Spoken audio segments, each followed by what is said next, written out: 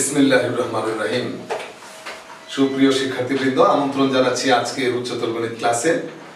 আজকে আমরা উচ্চতর গণিতের অনেক গুরুত্বপূর্ণ একটা ক্লাস করব। অনেক গুরুত্বপূর্ণ বলতেছি এই কারণে, একটা সৃজনশীল কোশ্চেনের সমাধান করব আমরা। ইতিমধ্যে আমরা ভেক্টরের যে প্রাথমিক আলোচনা, সূত্র প্রতিপাদন ইত্যাদি, এগুলি কিন্তু আমরা করেছি, তাই না? তোমরা বেশ এনজয় করেছো। আজকে আমরা সেই সূত্রগুলো প্রয়োগ করে আমরা একটা গাণিতিক সমস্যার সমাধান করব। তোমরা বোর্ডে দেখতে পাচ্ছ একটা উদ্দীপক এখানে উল্লেখ করা আছে ডান পাশে। দেখো, একটা উদ্দীপক উল্লেখ করা আছে। সেটা কি? একটা ত্রিভুজ অঙ্কন করা আমরা দেখতে পাচ্ছি। এই ত্রিভুজের নিচে আবার ইনস্ট্রাকশন দিয়ে দিছে যে এই ত্রিভুজের, অর্থাৎ এবিসি ত্রিভুজের এবি ও এসি বাহুর মধ্যবিন্দু যথাক্রমে ডি ও ই। এই যে আমরা ডি দেখতে পাচ্ছি, এটা এবি বাহুর আসলে মধ্যবিন্দু, সেটা উল্লেখ করে দিছে। আর এই ই দেখতে পাচ্ছি, এটা এসি বাহুর মধ্যবিন্দু, এটা উল্লেখ করে দিছে।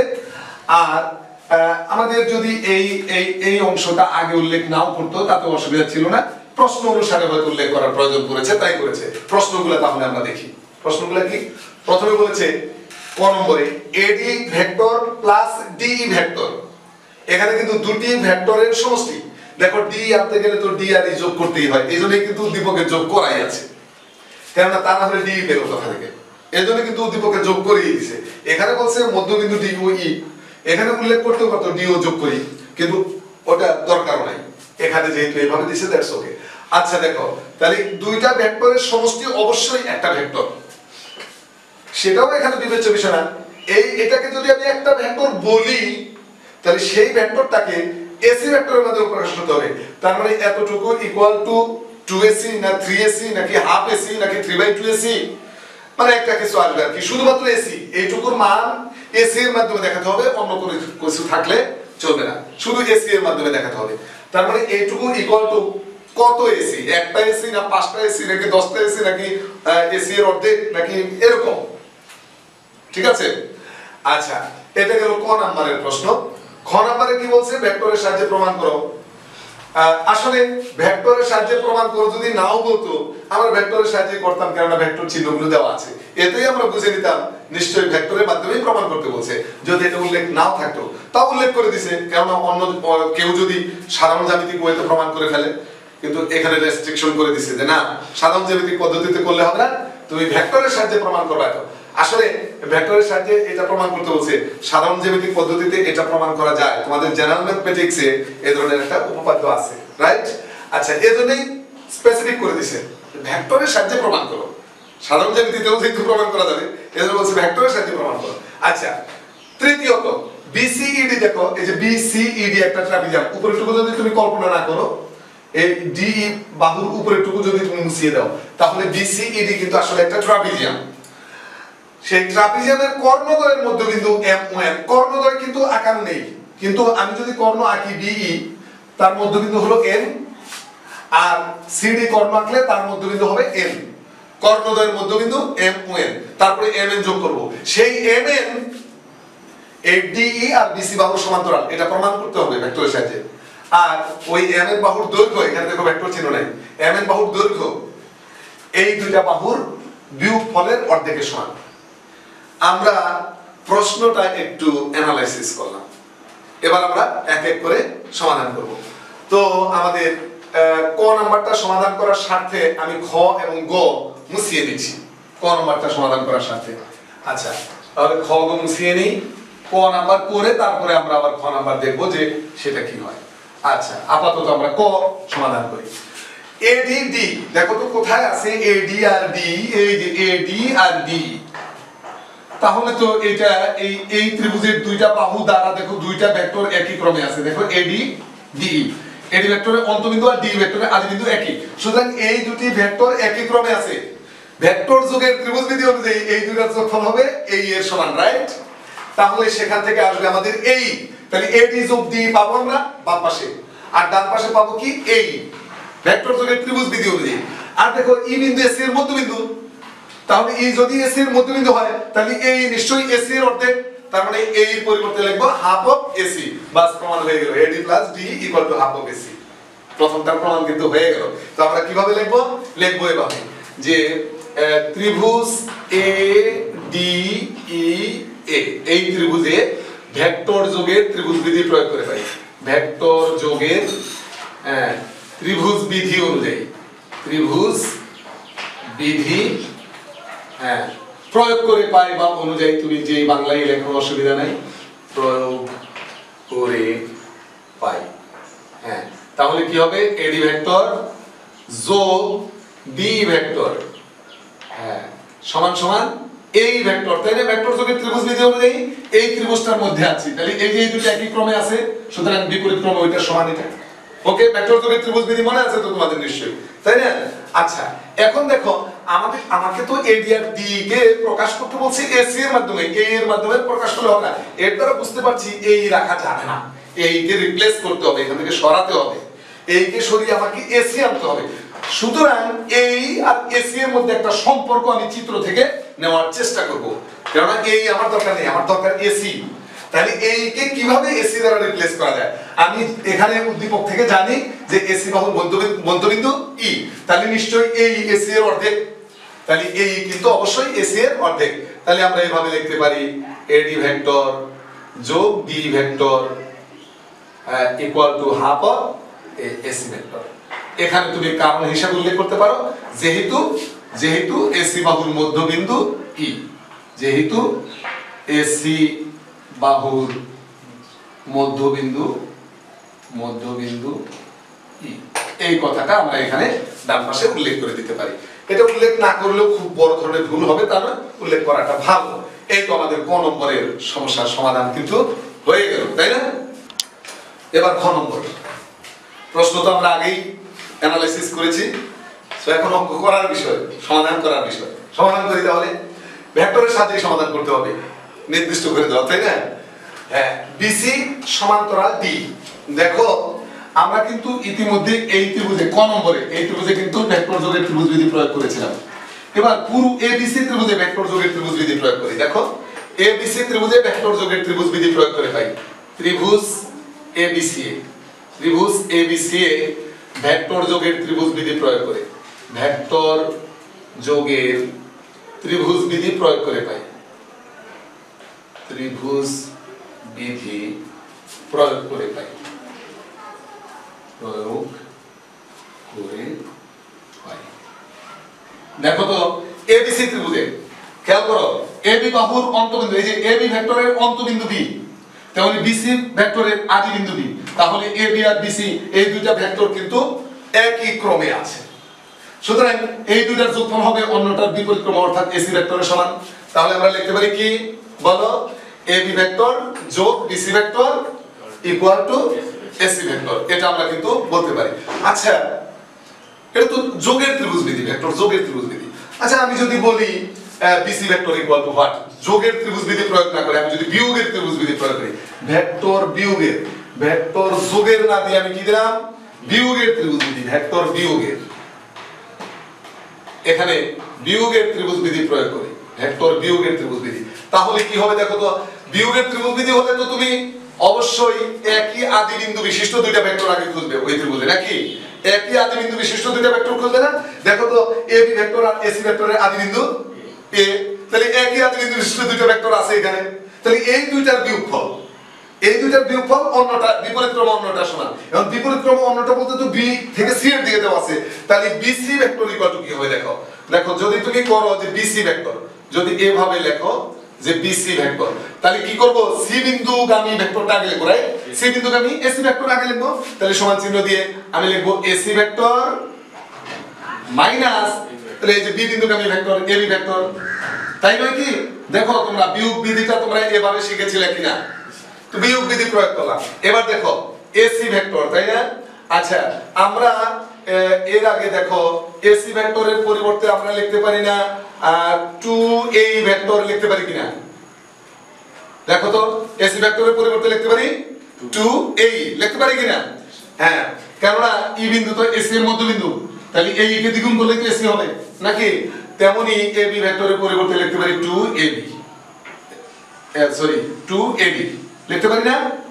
এটা কিন্তু আমরা লিখতে পারি। দেখো আচ্ছা, তাহলে এখান থেকে যদি আমি 2 কমন নেই, 2 যদি কমন নেই, তাহলে এই ভেক্টর মাইনাস এডি ভেক্টর, তাই পাই না? দেখো তো এই যে 2 কমন নিছি আমি জাস্ট।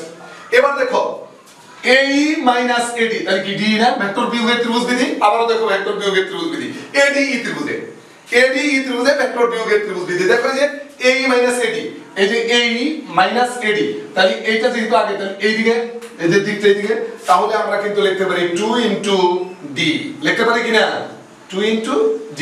তাহলে 2 into D equal to BC আমরা পেলাম 2 into D equal to BC। তুমি কিন্তু ডান পাশে এখানে উল্লেখ করতে পারো ADE ত্রিভুজে ত্রিভুজ ADEA ভেক্টর যোগের ভেক্টর বিয়োগের ত্রিভুজ বিধি অনুযায়ী D ভেক্টর সমান সমান AE vector minus AD vector. এটাও কিন্তু ADE ত্রিভুজে ভেক্টর বিয়োগের ত্রিভুজ বিধি অনুযায়ী এখানে তুমি উল্লেখ করতে পারো ADE ত্রিভুজে ভেক্টর বিয়োগের ত্রিভুজ বিধি অনুযায়ী D ভেক্টর ইকুয়াল টু এত। বুঝতে পেরেছো নিশ্চয়ই? আচ্ছা এখন তাহলে আমরা পেলাম 2D ইকুয়াল টু BC। আমি একটু উপরের দিকে লিখি, হ্যাঁ সর্বশেষ লাইন যেটা এটা আমি লিখব 2D ইকুয়াল টু BC। লিখতে পারবো তো নাকি? হ্যাঁ তাহলে উপরে লিখি আমরা 2DE ইকুয়াল টু BC।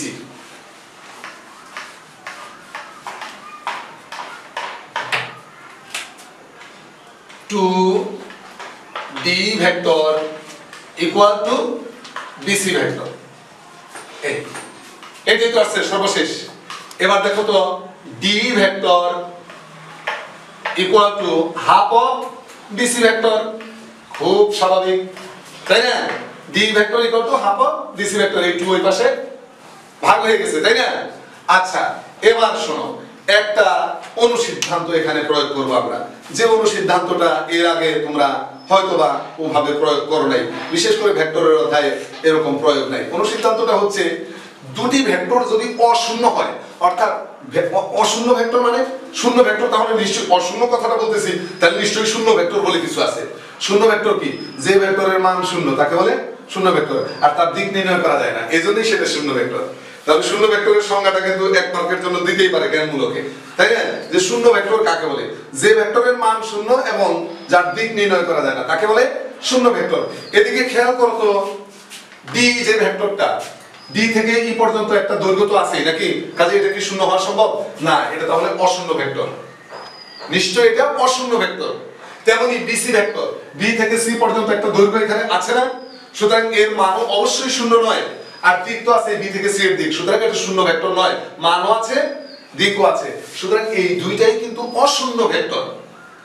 দুটি অশূন্য ভেক্টর যদি সমান হয়, অনুসিদ্ধান্তটা বলতেছি, দুটি অশূন্য ভেক্টর যদি সমান হয়, দেখো মাঝখানে সমান চিহ্ন, দুটি অশূন্য ভেক্টর সমান হলে তার মানে দুটি অশূন্য সমান ভেক্টর যদি হয় তাহলে তাদের ধারক রেখা একই। আর যদি তারা হয়, ধারক রেখা যদি একই না হয় তাহলে ধারক রেখা দ্বয় সমান্তরাল। বুঝতে পারলা কিনা? যদি দুটি অশূন্য ভেক্টর সমান হয় তার মানে দুটি অশূন্য সমান ভেক্টর এর ধারক রেখা একই হবে, আর যদি একই না হয় তাহলে সমান্তরাল হবে। খেয়াল করো এই দুইটা অশূন্য এবং সমান ভেক্টর, কিন্তু তাদের ধারক রেখা দেখো একই না। এই যে D এর ধারক রেখা D আর BC ভেক্টরের ধারক রেখা BC, তাহলে যেহেতু ধারক রেখা একই নয় চিত্র অনুযায়ী, তাহলে অবশ্যই তারা সমান্তরাল। ওই যে অনুসিদ্ধান্তে কি বললো? ধারক রেখা অভিন্ন অথবা সমান্তরাল। যেহেতু অভিন্ন নয় নিশ্চয়ই তারা সমান্তরাল, অতএব D সমান্তরাল BC। আমাদের দেখো ওই খ নাম্বারের প্রথম অংশটা প্রমাণ হয়ে গেল। তাহলে এই পর্যন্ত আসার পর আমরা এই বাংলাটা এখানে উল্লেখ করব। এই বাংলাটা লিখব কি? যে দুটি অশূন্য সমান ভেক্টরের ধারক রেখা, দুটি অশূন্য সমান ভেক্টরের ধারক রেখা অভিন্ন অথবা সমান্তরাল। এইটা আমরা লিখবো, অভিন্ন অথবা সমান্তরাল। এটা যে অনুসিদ্ধান্তটা, মূল অনুসিদ্ধান্তটা, এটা তুমি লিখতে পারো আমরা জানি দিয়ে লিখতে পারো। হ্যাঁ এটা একটা অনুসিদ্ধান্ত। তাহলে লিখবা যে এখানে তার মানে এই চিত্রে বা এই যে এই জায়গায় দেখো, তুমি এই জায়গায় খেয়াল করো D ভেক্টর ও BC ভেক্টর, ওই যে হাফ BC মানে BC ভেক্টর, একটা ভেক্টরকে একটা স্কেলার দ্বারা গুণ করলে সেটা একটা ভেক্টরই। তাহলে D ভেক্টর ও BC ভেক্টর এই ভেক্টর দ্বয়ের ধারক রেখা দেখো তো, এই যে D ভেক্টর আর BC ভেক্টর ধারক রেখা কি অভিন্ন? নো, ভিন্ন, ধারক রেখা ভিন্ন। তাহলে আমরা লিখবো যে ডিইউ বিসি ভেক্টর দ্বয়ের ধারক রেখা অভিন্ন নয়, অভিন্ন নয়। হ্যাঁ, সুতরাং তারা সমান্তরাল, সুতরাং সুতরাং হ্যাঁ তারা সমান্তরাল, সুতরাং তারা সমান্তরাল। অতএব এই যে ডি ধারক রেখা, এই ডি ভেক্টরের ধারক রেখা ডি সমান্তরাল বিসি ভেক্টরের ধারক রেখা বিসি। এই যে ডি সমান্তরাল বিসি, খ নম্বরের প্রথম অর্ধাংশ আমাদের প্রমাণ হয়ে গেল, তাই না? হ্যাঁ, এবার দেখো আমরা খ নম্বরের দ্বিতীয় অংশ প্রমাণ করব। দ্বিতীয় অংশ আসলে প্রমাণ হয়েই আছে বলা যায়, যে এই যে ডি ভেক্টর সমান সমান হাফ অফ বিসি ভেক্টর, আমরা যদি জাস্ট ভেক্টর চিহ্নটাকে এখান থেকে রিপ্লেস করতে পারি, সরিয়ে দিতে পারি, তাহলে কিন্তু দ্বিতীয় অংশ প্রমাণ হয়। দ্বিতীয় অংশে আছে দেখাও যে ডি সমান সমান হাফ অফ বিসি, এইটা প্রমাণ করতে হবে। সুতরাং ভেক্টর চিহ্নটা উঠানোই আমাদের মূল কাজ, কিন্তু ভেক্টর চিহ্ন উঠাতে চাইলেই তো আর উঠানো যায় না, তাই না? একটা প্রক্রিয়ার মাধ্যমে, একটা প্রসেসের মাধ্যমে কিন্তু আমাদের উঠাতে হবে, তাই না? জোর করে উঠানো যাবে না, বুঝিয়ে শুনিয়ে উঠাতে হবে। সেই ক্ষেত্রে ভেক্টর চিহ্নকে রিপ্লেস করার একটা পদ্ধতি হলো উভয় পক্ষে মডুলাস নেব, উভয় পক্ষে মডুলাস নেব। মডুলাস কিভাবে নেয় দেখো, আমি তাহলে ওই লাইনটা আবার লিখছি এখানে, আবার আবার শব্দটা প্রয়োগ করে, তোমরা অবশ্যই নিচে নিচে লিখবা, আমি পাশে লিখছি নিচে জায়গা নেই বলে। তাহলে D vector equal to half of BC vector, এই যে। তাহলে এখন আমরা করব কি, উভয় পক্ষে মডুলাস নেব। কিভাবে? এই যে ডি ভেক্টর, এই যে মডুলাস চিহ্ন, মডুলাস চিহ্নকে সংক্ষেপে আমরা করি মড, এম ডি, ঠিক আছে? হ্যাঁ, ডি, এটা হবে ডি, আর ইকুয়াল টু হাফ অফ, এখানেও মড দিব, বিসি। এবার এই ভেক্টর চিহ্ন এই মডুলাসের মাধ্যমে উঠে গেল, কি লিখবো? ডি সমান সমান হাফ অফ বিসি। এই যে ডি সমান সমান হাফ অফ বিসি, প্রমাণিত, এখানে লিখে দিব প্রমাণিত। এবার কিন্তু আমাদের দুইটাই প্রমাণ হয়ে গেছে, তাই না? দুইটাই প্রমাণ হয়ে গেছে। হ্যাঁ, এবার আমরা দেখো গ নম্বরের সমস্যার সমাধান করব একদম শেষ পর্যায়ে। এবং আরেকটা বিষয় এই ক্ষেত্রে বলি, সেটা হলো একটা সৃজনশীল প্রশ্নের সমাধান করলাম তোমাদের মূল বইয়ের। তো এখানে কিন্তু মূল বইয়েরই অন্য একটা প্রশ্নের সমাধান হলো, তোমরা দেখবা, এই যে এটা সেটা মূল বইয়েরই অনুশীলনীর আরেকটা প্রশ্ন এরকম আছে, সেটা তোমরা দেখবা। আর এর আগে খ নম্বর যেটা দেখলাম, ওইটা কিন্তু তোমাদের মূল বইয়ের উদাহরণে আছে। তার মানে ওইটা হলো উদাহরণ থেকে দেওয়া, আর এটা অনুশীলনীর আরেকটা অঙ্ক, ঠিক আছে? এভাবেই কিন্তু যা কিছু আছে এগুলির থেকেই ঘুরিয়ে ফিরিয়ে বিভিন্ন ভাবে অ্যাডজাস্ট করবে। তুমি যদি ধরতে পারো সুন্দর আনসার করতে পারবা। আচ্ছা, আর তোমার দক্ষতা যত বেশি হবে তুমি ধরতেও পারবা তত ভালো, যে এটা আসলে এই জিনিস এইভাবে দিছে, একটু চেঞ্জ করে দিলেও ধরতে পারবা, তাই না? আচ্ছা দেখো, তাহলে আমরা প্রমাণ করব। দেখো বলছে যে বিসিইডি ট্রাপিজিয়ামের কর্ণদ্বয়ের মধ্যবিন্দু যথাক্রমে M1। তাহলে বিসিইডি কিন্তু ট্রাপিজিয়াম, আমাদের হিসাবটা এই পর্যন্তই, উপরে টুকু না। ইচ্ছে করলে মানে মনে মনে আমরা এটুকু মনে মনে মুছিয়ে দিই, মনে মনে এইটুকু যদি মুছিয়ে দেই, ট্রাপিজিয়ামটা পরিষ্কার হয়, তাই না? যে এটা একটা পরিষ্কার একটা ট্রাপিজিয়াম, যে ট্রাপিজিয়ামটার নাম হচ্ছে বিসিইডি। আর এই ট্রাপিজিয়াম দুইটার, এই ট্রাপিজিয়ামটা কর্ণ আঁকতে বলছে, কর্ণ। আচ্ছা, আমি কর্ণটা এখানেই দেখো, এই কর্ণ বিই একটা আর কর্ণ সিডি একটা। এখন কর্ণদের মধ্যবিন্দু দেওয়া আছে M1, তো ডি কর্ণের মধ্যবিন্দু আমি যদি ধরি M, আর সিডি কর্ণের মধ্যবিন্দু যদি আমি ধরি N, তাহলে কর্ণদ্বয়ের যে মধ্যবিন্দু সংযোগকারী রেখা সেটি তো হবে MN। তাহলে আমি M এবং N যোগ করি। এখন এই MN D এর সমান্তরাল এবং MN BC এর সমান্তরাল। দেখো MN সমান্তরাল D সমান্তরাল BC, এবং এই MN হবে এই BC আর D এর বিয়োগফলের অর্ধেকের সমান। BC বাহুর দৈর্ঘ্য আর D বাহুর দৈর্ঘ্যের বিয়োগফলের অর্ধেকের সমান হবে MN বাহুর দৈর্ঘ্য। এটা আমাদের প্রমাণ করতে হবে। আচ্ছা, এবার আমরা প্রমাণের দিকে মনোযোগী হই।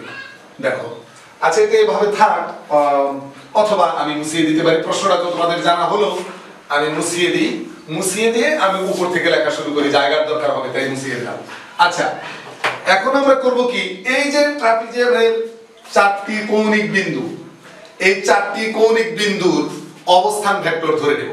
মনে করব বি বিন্দুর অবস্থান ভেক্টর স্মল বি দিয়ে লিখব, সি বিন্দুর অবস্থান ভেক্টর স্মল সি দিয়ে লিখব। এভাবে চারটি কৌণিক বিন্দুকে আমরা চারটি অবস্থান ভেক্টরের মাধ্যমে প্রকাশ করে নেব। তো কিভাবে লিখব তাহলে সেটা?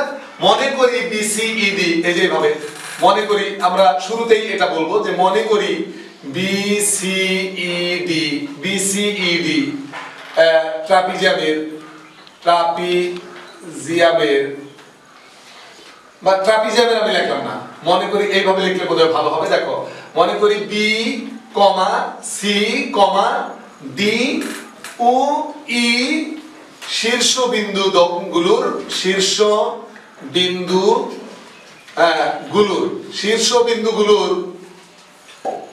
অবস্থান ভেক্টর,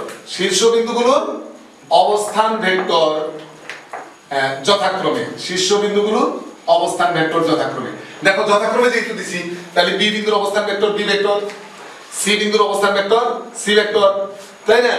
অনুরূপভাবে ডি বিন্দুর অবস্থান ভেক্টর ডি ভেক্টর এবং ই বিন্দুর অবস্থান ভেক্টর স্মল ই ভেক্টর। এই যে চারটি শীর্ষবিন্দুর অবস্থান ভেক্টর আমি উল্লেখ করে দিলাম। বুঝতে পেরেছো তোমরা? আচ্ছা, অবস্থান ভেক্টর সম্পর্কে তো আমাদের অনেক ভালো জানা আছে আগে থেকেই।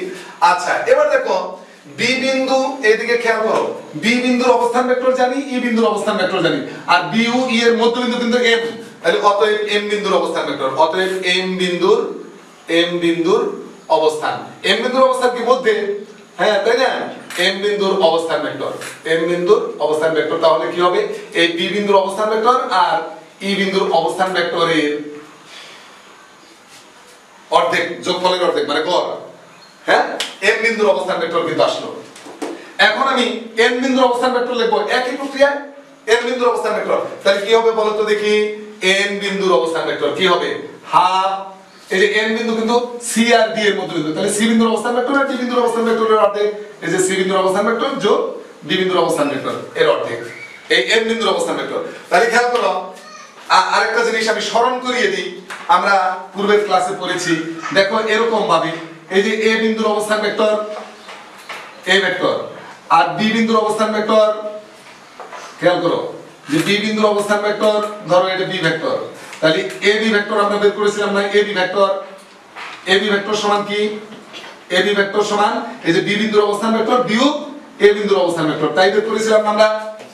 দেখো এটা আমরা পড়েছিলাম, তাই না?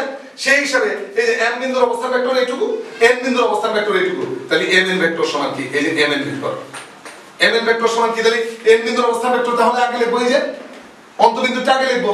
এই যে এখানে দেখো এ বি, এই যে বি বিন্দুর অবস্থান ভেক্টর আগে লিখছি, তারপরে মাইনাস চিহ্ন দিয়ে এ বিন্দুর অবস্থান ভেক্টর লিখছি, তাই না?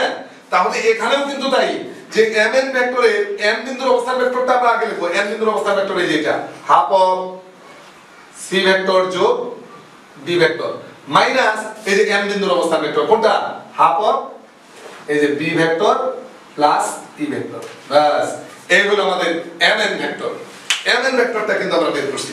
এখন এটা আমরা ক্যালকুলেশন করে, খেয়াল করে আমাদের যেটা প্রমাণ করতে হবে সেটা হলো এম এন সমান্তরাল ডি সমান্তরাল ডিসি, তার মানে এখানে ডি বিসি আনতে হবে। সমান্তরাল যদি আমি দেখাতে চাই ডি বিসি আনতে হবে, তাহলে ডি যদি আনতে চাই তাহলে ই বিন্দুর অবস্থান ভেক্টর, এই যে ডি যদি আমি আনতে চাই তাহলে ই বিন্দুর অবস্থান ভেক্টর মাইনাস ডি বিন্দুর অবস্থান ভেক্টর, বিসি যদি আনতে চাই সি বিন্দুর অবস্থান ভেক্টর মাইনাস বি বিন্দুর অবস্থান। দেখো তো সি বিন্দুর অবস্থান ভেক্টর মাইনাস বি বিন্দুর অবস্থান ভেক্টর, এই যে বি বিন্দু। দেখো এখান থেকে যদি তুমি হাফ কমন নাও, হাফ যদি কমন নাও তাহলে দেখো এই যে এর সেকেন্ড ব্র্যাকেট দিয়ে এই যে সি বিন্দুর অবস্থান ভেক্টর আর এই যে মাইনাস বি বিন্দুর অবস্থান ভেক্টর, বুঝলা কিনা? সি বিন্দুর অবস্থান ভেক্টর আর মাইনাস ডি বিন্দুর অবস্থান ভেক্টর, হাফ তো আগে কমন নিছি। তারপরে দেখো ডি বিন্দু আর ই বিন্দুটা মাইনাসে আছে না? হ্যাঁ, তাহলে আমি দেখো এই মাইনাস দিলাম, তাহলে এই ই বিন্দুর অবস্থান ভেক্টরটা আমি পজিটিভলি লিখবো, তাই না? আর এখানে প্লাস ডি ভেক্টর, এটা মাইনাস ডি ভেক্টর। দেখো তাহলে ডি বিন্দুর অবস্থান ভেক্টর, এই যে ই বিন্দুর অবস্থান ভেক্টর মাইনাস ডি বিন্দুর অবস্থান ভেক্টর, তার মানে কি ডি ভেক্টর আসবে। এখানে আমি সেকেন্ড ব্র্যাকেট শেষ করলাম। ক্যালকুলেশনগুলো কিন্তু সুন্দরভাবে করার চেষ্টা করতে হবে। দেখো হাফ, তাহলে C vector minus D vector, দেখো C vector minus D vector, তার মানে কি বিসি ভেক্টর, তাহলে এটা আসলো বিসি ভেক্টর, এটা আসলো বিসি ভেক্টর মাইনাস এটা আসবে ডি ভেক্টর। দেখো এটা ডি ভেক্টর কেন? এই যে দেখো ডি ভেক্টর ডি বিন্দুর অবস্থান ভেক্টর, এই যে বিন্দুর অবস্থান ভেক্টর, তাই না? এই যে মানে অন্তবিন্দুর অবস্থান ভেক্টর আগে, তারপরে মাইনাস এই যে আদি বিন্দুর অবস্থান ভেক্টর পরে। ঠিক আছে কিনা? এই আমরা পেয়ে গেছি এম এন ভেক্টর সমান half of BC vector minus D vector. আমাদের প্রত্যাশিত যে সমীকরণটা সেটা কিন্তু আমরা পেয়ে গেছি। এখন আমি দেখো এই লাইনটাকে একটু উপরে তুলে নিয়ে যাই, উপরে একটু মুছিয়ে দিই, নিচে যেহেতু জায়গা কম। হ্যাঁ, এই যে mn vector equal to half of bc vector minus d vector, এই লাইনটাই আমি উপরে তুলে নিয়ে যাব। mn vector equal to half of bc vector minus d vector, এই অংশটা আমি উপরে তুলে নিয়ে গেলাম, আর নিচে এইটুকু এখন আমি মুছিয়ে দিই। দেখো সেই আগের মতোই দুটি ভেক্টরের বিয়োগফল কিন্তু একটা ভেক্টর, এটা কিন্তু একটা ভেক্টর, দুটি ভেক্টরের বিয়োগফল আছে, কাজে এটা একটা ভেক্টর। এবং দেখো এই ভেক্টরটা কিন্তু শূন্য নয়, দেখো bc ভেক্টরের যে মান সেটা b থেকে c পর্যন্ত, কাজে এটা শূন্য ভেক্টর নয়। আবার d ভেক্টরের যে মান সেটা d থেকে e পর্যন্ত, কাজে এটা কিন্তু শূন্য নয়। আবার এই দুইটার বিয়োগফল শূন্য হবে না, কারণ bc বড় d ছোট, কাজে দুইটা যদি সমান হইতো তাহলে কাটাকাটি গিয়ে শূন্য হতো, তাহলে বিয়োগফলও কিন্তু শূন্য না, কাজে এটা শূন্য ভেক্টর নয়, অশূন্য। Is it clear? হ্যাঁ, তাহলে এটা অশূন্য ভেক্টর। mn ভেক্টর সেটাও তো অশূন্য ভেক্টর, m থেকে m পর্যন্ত দূরত্ব আছে তো অবশ্যই, তো শূন্য ভেক্টর হলে তো মান শূন্য হতে হবে, কিন্তু mn তো একটা দৈর্ঘ্য নিশ্চয়ই, এখানে এটা তো শূন্য হবে না কখনোই না, তাই না? সুতরাং এইটাও অশূন্য ভেক্টর, তাহলে এটা একটা অশূন্য ভেক্টর, এটা একটা অশূন্য ভেক্টর, এই দুটি অশূন্য ভেক্টর কি সমান? তো আমরা জানি দুটি অশূন্য সমান ভেক্টরের ধারক রেখা অভিন্ন অথবা সমান্তরাল, এই যে অনুচ্ছেদটা আমরা খ নম্বরে যেটা প্রয়োগ করেছিলাম, দুটি অশূন্য সমান ভেক্টরের ধারক রেখা অভিন্ন অথবা সমান্তরাল, এই বাংলাটা এখানে এখন আমরা লিখবো আমরা জানি দিয়ে। আমি কিন্তু লিখলাম না, তোমরা অবশ্যই লিখে দিবে যে আমরা জানি দুটি অশূন্য সমান ভেক্টরের ধারক রেখা অভিন্ন অথবা সমান্তরাল। এখানে ওই বাংলাটা লেখার পর এখানে মানে এই জায়গায় দেখো এই mn ভেক্টর ও এই যে এটা কিন্তু একটা ভেক্টর হিসেবে আমি ট্রিট করলাম, এই যে এত, তাহলে এই একটা তাহলে দুইটা, এত ভেক্টর দ্বয়ে ধারক রেখা